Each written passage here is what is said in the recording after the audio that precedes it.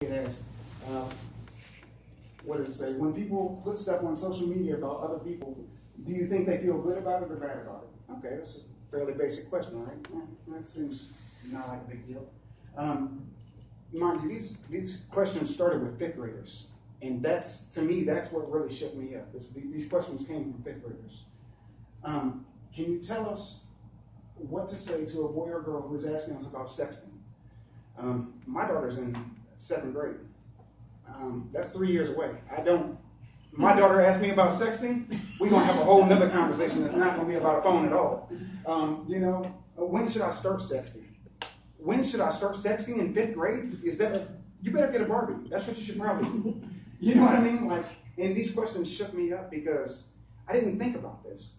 Things are not the way they were 20 years ago. They are not the same thing, although the texting or, the pressures may be the same, it's now different in the way that when a lot of us were in school, we left it at school. Something bad happens in school, we walk away and go home. Kids now, they don't have that. You walk away, guess what? You're thrown at. Going off. Going off. And if you watch the news, how many kids are committing suicide over cyberbullying? Kids are taking their lives over people on the internet. And as I think about it, every time I think about it, I feel like changes have to be made. Because if they're not made, then we're in a very dire state, coming along. So what do you think would stop cyberbullying? Why do people cyberbully? And how should I handle peer pressure? Also a good question. That seems like a question more back on my level. You know what I mean? Back when I was in high school, or junior high school. But as far as the cyberbullying and stuff like that, it's a very serious problem. And until we went to Cleveland, I'll be honest with you, I had no idea how bad it was. There was a young lady who came up to me after we were done talking, and she came up to me and she started crying. And I said, what's wrong? And me, I'm very standoffish. I give a kid a side hug, but we got to keep our distance. And I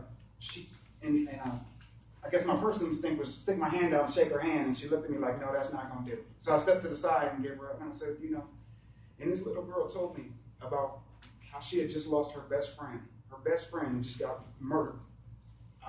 And she felt the guilt from not saying anything. How is a child in fifth grade supposed to live the rest of their life feeling a guilt that they felt in fifth grade? I can't.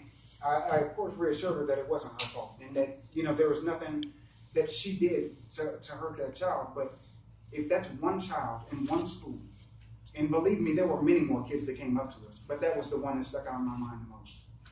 And I asked myself, if one child feels like this, how many other children feel like this who have nobody to talk to?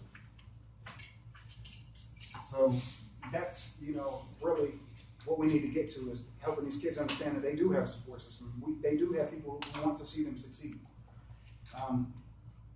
And we have to do our part. We have to step up and, start making changes to really support these kids. So this is something I pulled off of NAMI.com. And NAMI stands for National Alliance of Mental Health Illnesses, I believe. I'm sorry, I had it on the slide, but it disappeared. So 20% of youth from the ages of 13 to 18 live with a mental health condition.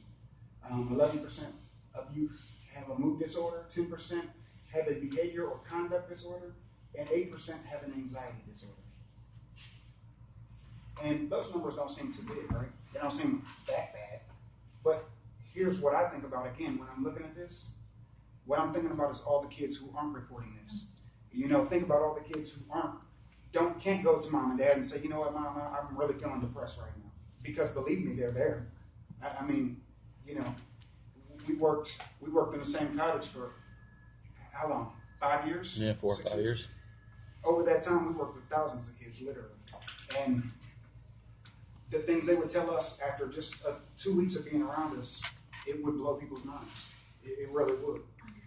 That is kind of a lot, though, because if you add all those up together, that's 49%. So that means 49% of the kids have something that they're struggling with. That's a lot.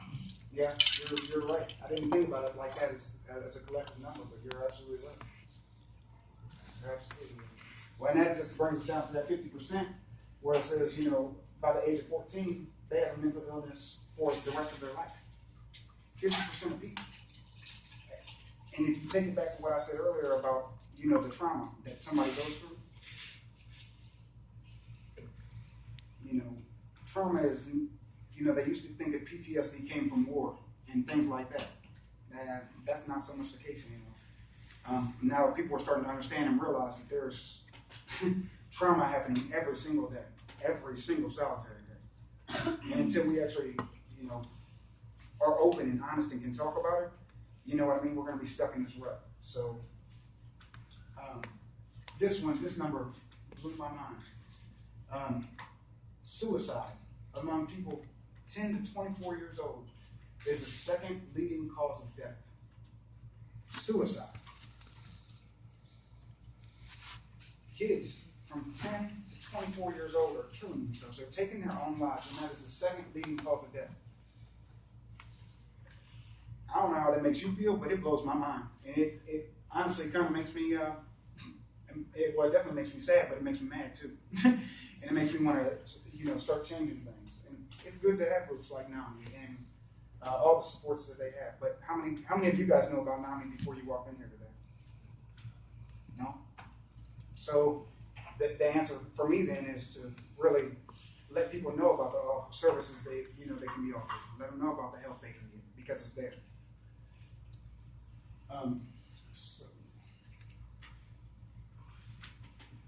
So how are we doing? How are what we doing as a community, as a society working? Is it working? No, it sucks. We're not doing very well at all.